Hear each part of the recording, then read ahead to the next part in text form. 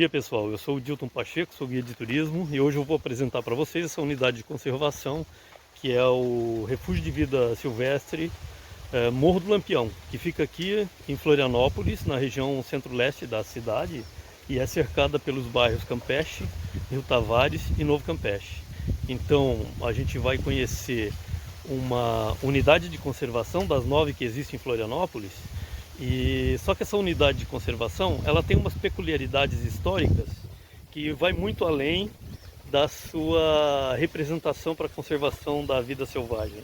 Apesar da importância que tem a conservação desse remanescente para a vida silvestre que existe aqui nesta região, ela tem uns detalhes bastante importantes com relação à história, da aviação, da literatura, que a gente vai descobrir ao longo da trilha que a gente vai fazer, que é uma trilha de cerca de 2 quilômetros, né, até o topo do morro, até a Pedra do Urubu, que tem cerca de um pouco mais de 200 metros de altitude com relação ao nível do mar.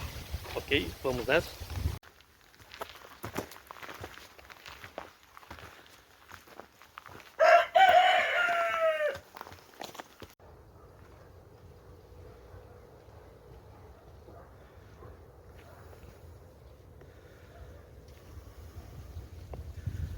A história do Morro do Lampião é bastante interessante. É uma área que já foi praticamente quase toda alterada de alguma forma. A floresta aqui ela sofreu algum corte de alguma maneira, em algum nível, né? Maior parte dele, principalmente aqui no início da trilha, a gente percebe mais áreas degradadas, né, em recuperação, porque aqui eram áreas agricultáveis.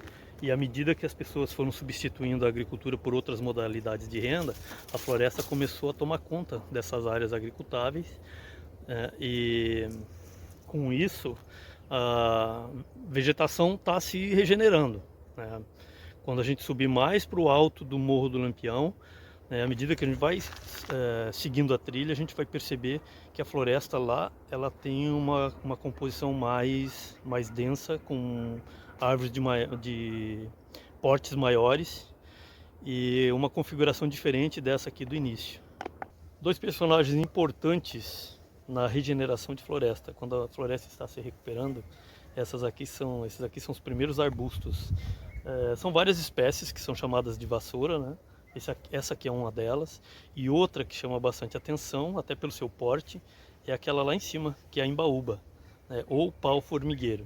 Ele se chama pau-formigueiro porque ele tem uma simbiose com uma espécie de formiga que habita seu tronco oco, né? E ali a formiga protege a planta e a planta dá abrigo à formiga. Então é uma relação bastante interessante entre as duas espécies, da embaúba e dessas formiguinhas que se alojam dentro de seu tronco.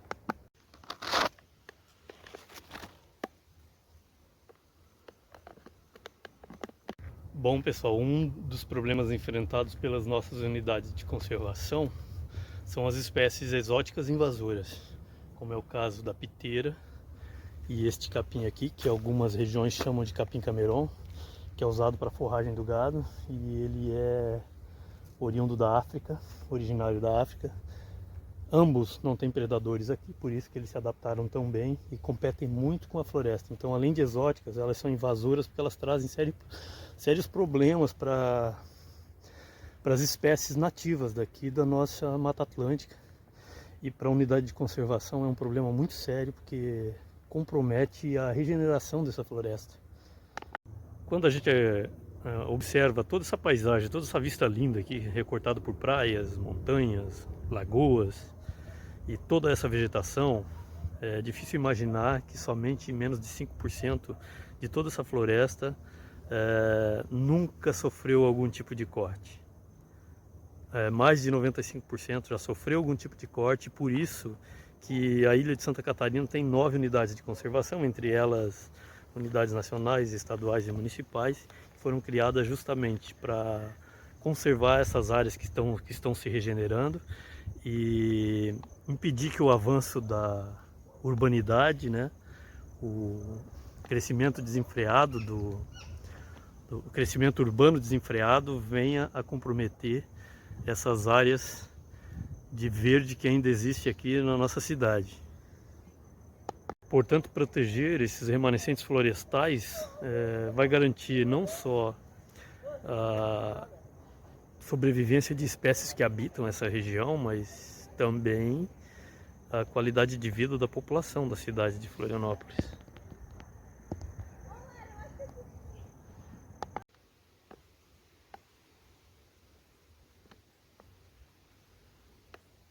Vocês perceberam que ao longo do caminho nós temos uma rede elétrica que vai até o alto do morro. Lá existe uma antena com sinalização para os aviões. Imagina como era feita essa sinalização antes do advento da energia elétrica aqui na ilha. Lá no topo da antena a gente consegue perceber uma luzinha vermelha. Depois a gente vai conversar sobre isso, mas essa luzinha vermelha que acende à noite com auxílio da eletricidade, ela também tem arranha-céus em vários pontos de elevação que oferecem risco para a aviação. Então, como nós temos o aeroporto aqui próximo, é imprescindível para a segurança dos voos que tem esse tipo de sinalização.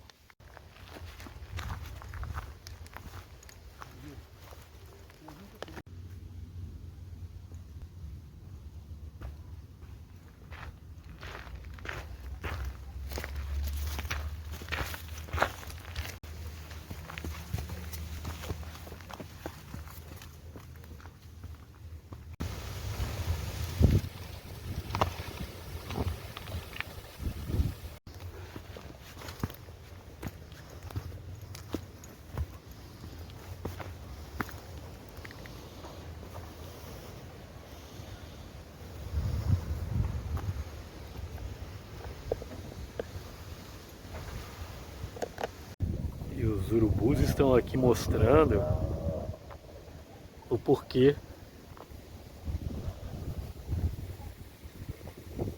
esta rocha aqui se chama Pedra do Urubu. Pedra do Urubu, além de a gente ter vista de quase toda a ilha de Santa Catarina, desde a região norte, onde fica o Postão do Santinho, a região leste, onde é a Lagoa da Conceição, um pouco mais próximo, todo o Campeche, Joaquina, Campeche, Morro das Pedras, Pântano do Sul, Matadeiro, Armação, um pouco do Ribeirão da Ilha, que fica nessa região, o aeroporto Ercílio Luz. Então, gente, a partir de 1920 passou a funcionar uma rota da Aeropostale, que era uma empresa francesa, que os aviadores desta rota aérea, eles faziam suas escalas e descanso aqui no Campeche, no campo de pouso do Campeche, que hoje é o parque, esta região que a gente consegue ver verde ali, era onde funcionava o campo de pouso do Campeche. Então eles faziam escala nessa região aqui. E para segurança desses aviadores, aqui no alto da Pedra do Urubu funcionava um lampião, onde moradores aqui do próprio bairro, os lampioneiros, eles subiam para acender esse lampião todas as noites, para dar segurança e referência para os pilotos que desciam aqui em Florianópolis. Então Florianópolis era basicamente uma escala obrigatória para esses aviadores. Antes da instalação deste lampião aqui, o morro era chamado de Morro do Caboclo ou Morro do Mato Dentro. Mas a partir do momento que eles começaram a adotar o lampião como referência para os pilotos, ele passou a ser chamado de Morro da Pomboca, que é uma lamparina, ou Morro do Lampião. Imaginem vocês a aventura que era para esses aviadores que percorriam a América do Sul, com as escassas tecnologias de navegação que existiam naquela época. Imagine eles sobrevoando essa área montanhosa aqui de Florianópolis.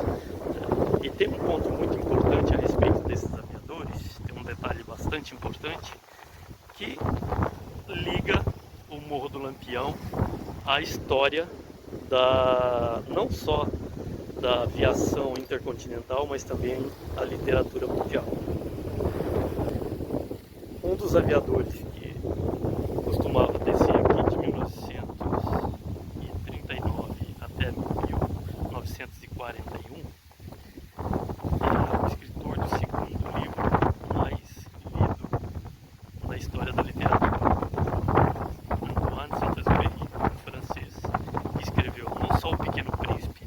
Mas antes disso, ele já havia escrito o livro que lançou ele no mercado da editorial da época, que foi o livro Voo Noturno, que relatava as suas aventuras pelo continente sul-americano quando ele fazia essas viagens. E Saint-Exupéry, história e relatos de moradores mais antigos e pesquisas que foram feitas, ele costumava pousar aqui no Campeche, inclusive era carinhosamente chamado de Zé Perry pelos moradores. Ele conviveu com as pessoas daqui naquela época, ele pescava na praia do Campeche e até recentemente, há uns anos atrás, algumas parentes deles vieram aqui para pesquisar a respeito da passagem dele aqui pela ilha de Santa Catarina, aqui por Florianópolis.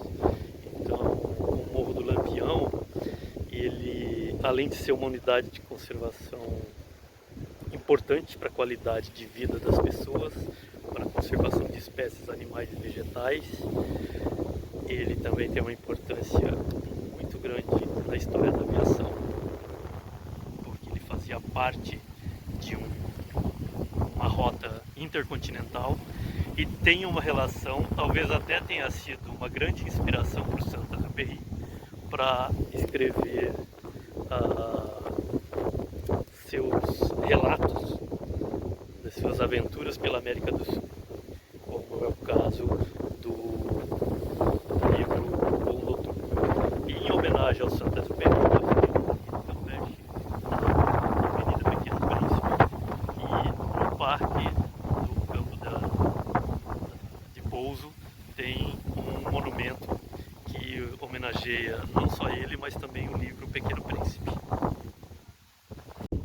Bom, pessoal, então eu acredito que daqui para frente, toda vez que vocês lerem qualquer citação de Saint-Exupéry e suas obras, de seu trabalho, vocês vão lembrar do Morro do Lampião, da Praia do Campeche e da importância que esse lugar teve aqui para a história da aviação e provavelmente para a inspiração de um grande escritor famoso na sua época, porque Saint-Exupéry ele morreu em 1944, alvejado. Ele foi abatido durante o avião que ele pilotava no mar Mediterrâneo foi abatido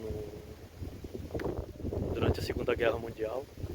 E vocês sempre vão lembrar que ele passou por aqui, que ele deixou sua história e conviveu com pessoas que moravam aqui na ilha.